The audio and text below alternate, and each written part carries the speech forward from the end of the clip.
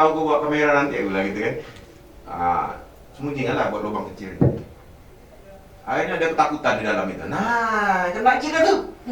Jin dia lemah. Nah, apa namanya nih? Syariat badan ini lemah, semangat. Harusnya dia kan ya, santai aja lah.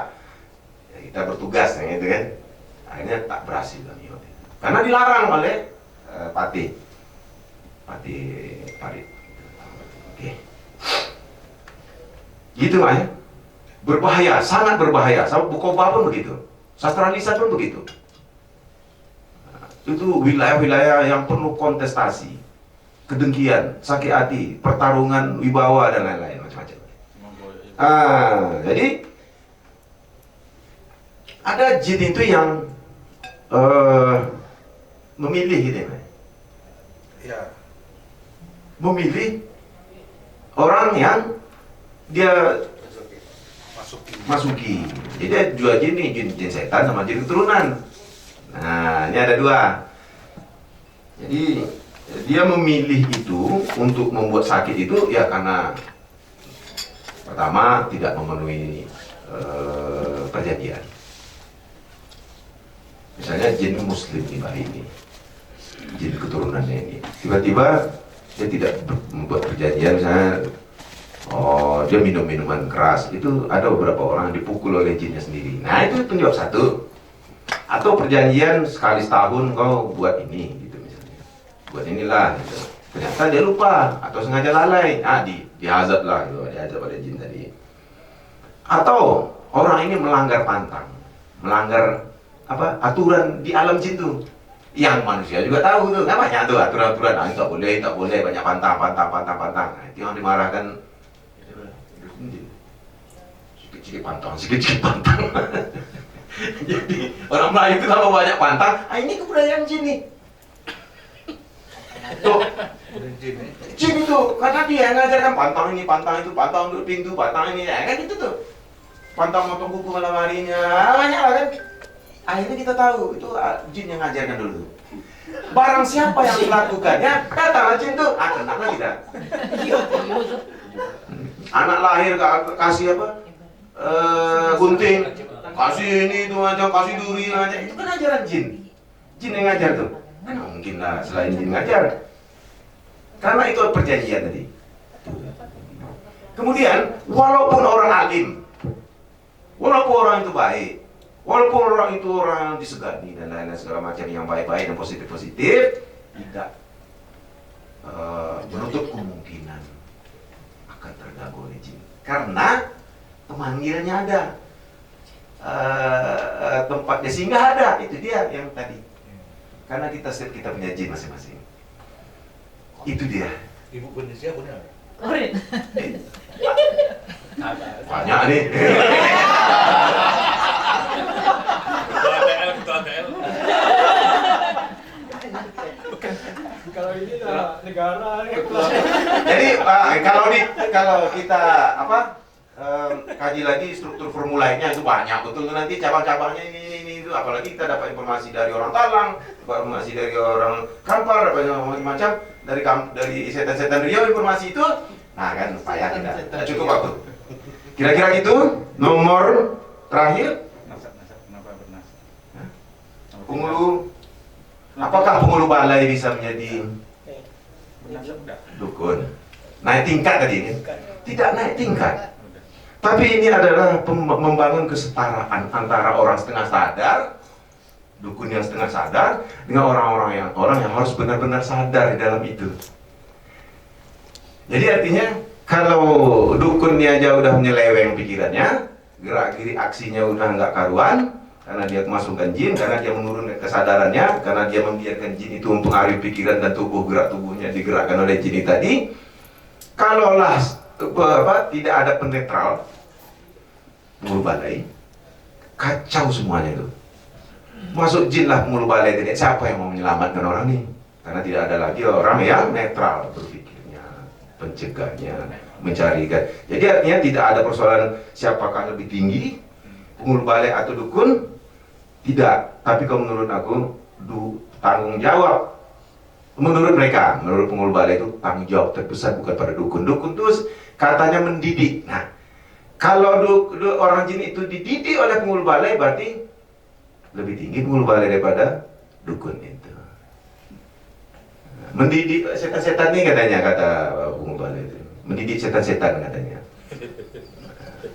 Jadi artinya tidak ada urusan bahasa itu ada dukun lebih tinggi ini segala macam, tapi itu penyeimbang, penyetara. Karena struktur kacau ini, struktur jin ini memang harus diantisipasi dengan pikiran yang jernih. Harus ada orang berpikiran jernih di situ. Pangkat lain maksudnya dalam konteks struktur sosial secara umum. Mungkin dukun itu lebih tinggi sehingga pengembalian ini lebih dalam setara sosial. Oh, oke. Jadi gini, dia tidak ada hubungan antara penghulu balai dengan dukun. Apa sebab? Karena mereka bukan dari nasab yang sama dan urusan yang sama. Jadi tidak ada pertarungan perebutan wilayah di dalam nasab itu. Di dalam Nggak ada penduk kan? nah, Pemilihan dukun. jadi itu.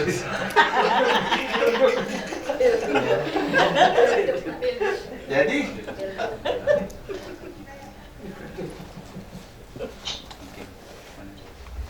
jadi apa? Konteks luar itu. Tak ada tinggi rendah itu konteks sosial. Oh ya, itu kan jin itu yang menuntut. Bahasa secara mekanik. Nah, itu istilah mekanik itu berarti secara terstruktur ya tak boleh bergeser sedikit pun. Itu ketuntutan jin itu. Puasa harus ada penghulu balai, harus ada tukang apa, ada dukunnya, ada kepala dukunnya, ada kepala jinnya, ada orang jinnya, ada penarinya, ada tukang gerombaknya, ada ini segala macam. Dan ada aturan-aturan ini segala macam, ada kolamnya, ada wali sisu ini.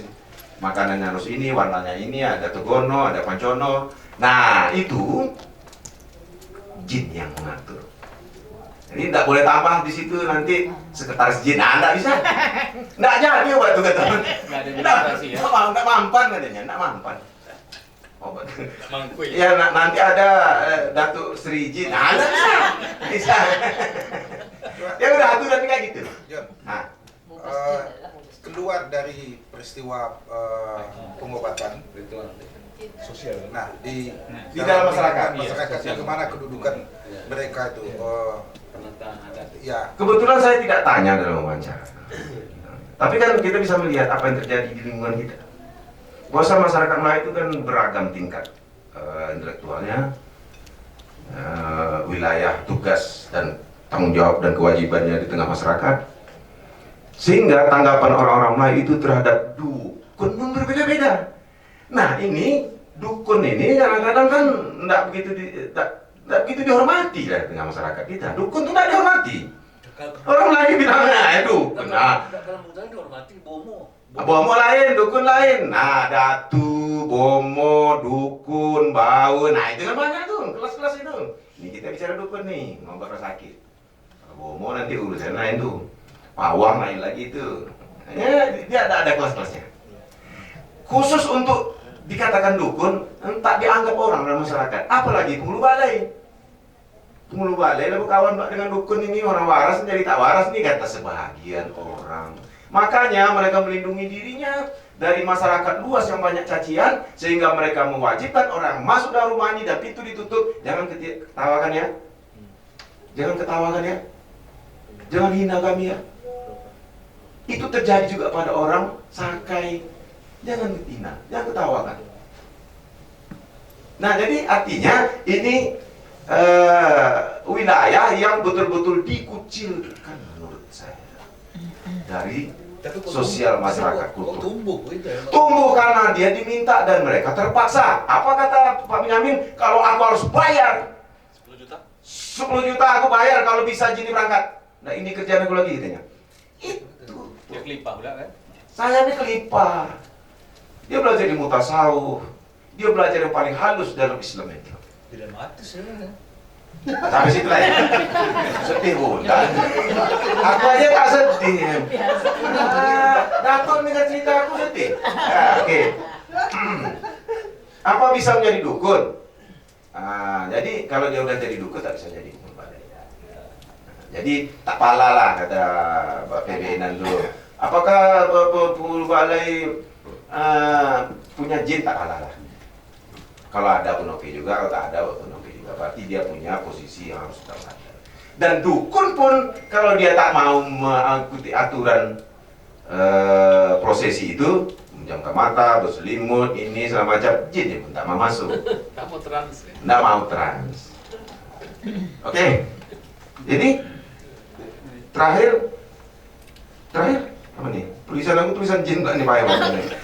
Kekacauan apa? Oke. Ya itu Kekacauan ada itu justru hitungan yang kekacauan itu mengatur. struktur sendiri. Oh, kekacauan itu. Nah ini yang temuan baru. Orang tak bicarain, Newton tak bicara ini secara spesifik. Oke, jadi ini menarik. Satu bahasa jin, dua struktur yang kacau itu untuk mengobati kegilaan. Kegilaan diobati dengan kegilaan, ini suatu yang menarik. Dan saya rasa ya itu belum pernah belum pernah ada penelitian. Kita juga susah, kita harus menyediakan alat toolsnya untuk memahaminya. Karena ini ya bilang berat juga enggak sih, tapi karena belum. Oke, ini tambahkan. Sekedar membuat apa istilahnya, keluar dari upacara apakah itu mungkin sudah dijelaskan juga. Cuma saya mau sekedar ini, saya kemarin ke Hulu Kampar, jauh daripada kalau kita bicara terisolir ya terisolir, listrik aja itu baru masuk tenaga surya, sinyal tak ada. Di Hulu Kampar melakukan koci. Jadi karena masyarakat itu masih belum banyak motor aja. Selama saya 3 hari sana saya belum jumpa motor. Maksud motor tuh Honda kalau bahasa kampung kami. Sepeda motor maksudnya. Mobil apa lagi ya. Tapi saya akhirnya berpikir, saya sudah ke Penipahan, saya sudah di hulu ini. Di Penipahan itu kan berarti pantai. Ini hulu pedalaman. Kalau secara apa istilahnya, saya sampai di sana itu justru hal-hal yang mistik itu kurang pada pedalaman. Maksudnya apa saya gitu, apa itu psikologi saya lah. Malah Penipahan itu saya merasakan agak sedikit lebih arkaik ya istilahnya, ya Bu ya.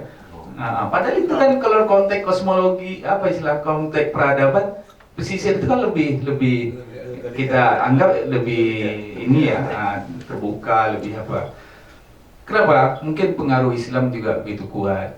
Misalnya mungkin di Kampar Hulu sekalipun dia pedalaman, karena mungkin lintas Baharudin Syekh Burhanuddin, mungkin Islam juga agak kuat, sehingga selama saya sana itu kurang. Dan saya belum tahu ya pedukunan sana apakah posisinya seperti apa.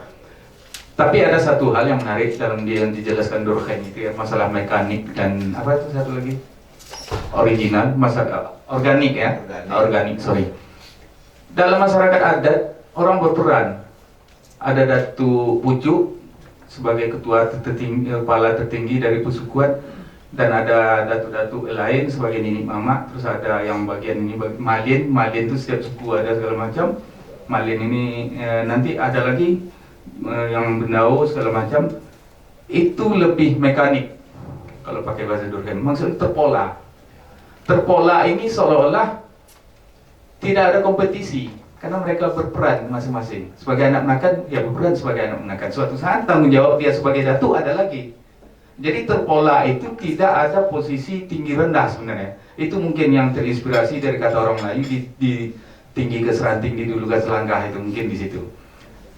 Walaupun mungkin dalam konteks demokrasi, bahwa itu soal apa istilahnya demokratisasi kan.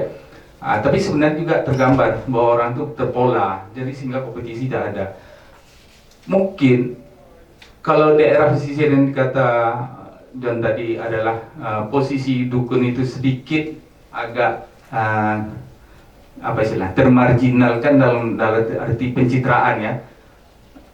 Mungkin karena pengaruh Islam yang kuat sebagai bandingan untuk bagaimanapun kita harus akui satu sisi Islam mungkin satu sisi ada dalam konteks manusianya itu tetap penjudge atau penghakiman terhadap pola-pola budaya itu terjadi gitu. Situ mungkin yang terjadi seolah ada apa istilahnya sedikit ya pro kontra dan termarginalkan kan gitu kan.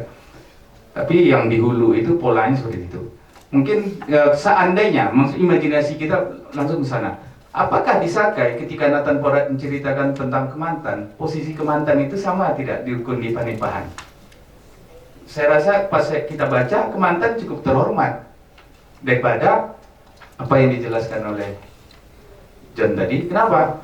Kita tahu Sakai dalam konteks Islam kan lebih akhir ketimbang Penipahan, otomatis gitu mungkin. Tapi ini tidak bagian kepentingan dari penelitian ini hanya kepentingan untuk mungkin pertanyaan-pertanyaan tadi. Kenapa mungkin ada termarginalkan sementara tempat lain mungkin disakai tidak demikian. Mungkin gitu. Sekedar aja biar ada mungkin ini perbandingan aja. Makasih menambah. Baik, Assalamualaikum warahmatullahi wabarakatuh. Ini saya bertanya ini karena apa dan sudah ada honornya maka saya bertanya. Tidak ada. Nanti ibu protes kan? Goyang-goyang kaki enak-enak aja orang itu kan? Tanya apa tidak? Tanya apa tidak? Memang Oleh karena itu pertanyaan itu jangan dirumit-rumitkan jawabannya. Saya berharap tadi semacam apa lah ini John nanti ada laporan semacam laporan trans tadi ya, pengalaman trans itu akan dihadirkan di sini gitu ya. Tapi setelah saya baca pengantarnya rupanya tak masuk gitu ya. Karena itu bagian Pengantar ya? pengantar apa pengalaman John, mungkin John masuk dalam himpunan jin tadi gitu kan, sehingga ada laporan dari pengalaman itu gitu. Oh. Tapi Ini naked abstain full. itu curiga. Baik. Itu teorinya pakai teori apa ya? Nah itu makanya kan. Pasang bahwa aku masuk ke dalam Ya, itu, betul. bawa kamera. Nah itu. Kamera harus masuk, nanti aku ambil di dalam jin kamera, nanti Iya. aku keluar lagi ke bawah. Ini dia di dalam jin.